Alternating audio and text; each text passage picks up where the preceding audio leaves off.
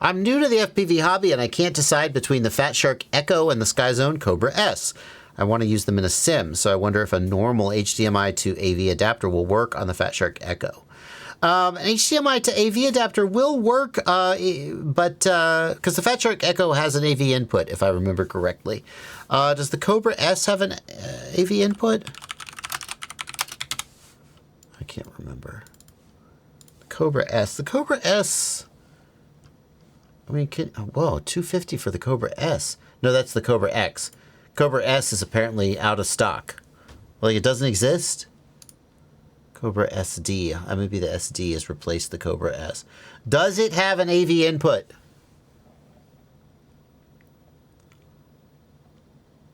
Video audio cable. That suggests it has an AV input. Here, hang on. DC in, head tracker, AV input does. I'll just say that listing looks a little weird. Maybe it's showing you the right thing, but if you look up, the specs still say Cobra X V2. So.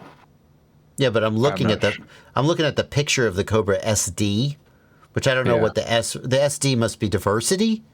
It does have 2 antennas. Maybe did the S have diversity?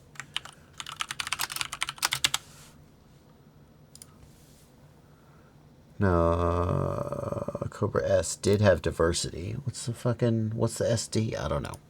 But it does have the AV input on the white one. The black one is the X, which also has the AV input. So they all have AV input. Yay. HDMI adapter to AV is going to add latency. Some people do it and think it's okay, but you should know it's going to add latency and that's going to affect your ability to sim. I got to tell you, I'd rather just fly the sim looking at the screen.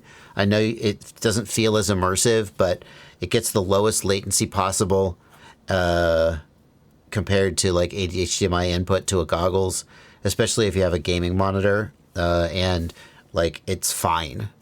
And I got to say, sitting there with goggles on my face for just hours at a time while I sim gets pretty old. So,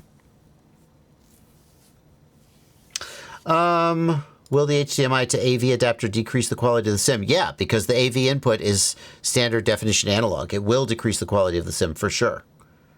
What goggles should I pick for my first FPV goggle? Well, the Echo is inexpensive. I think the Skyzone Cobra is a better goggle. It has a better receiver for sure. It's got the Skyzone receiver, which is quite good, but it's going to be more expensive. So it's just a question of how much money you want to pay.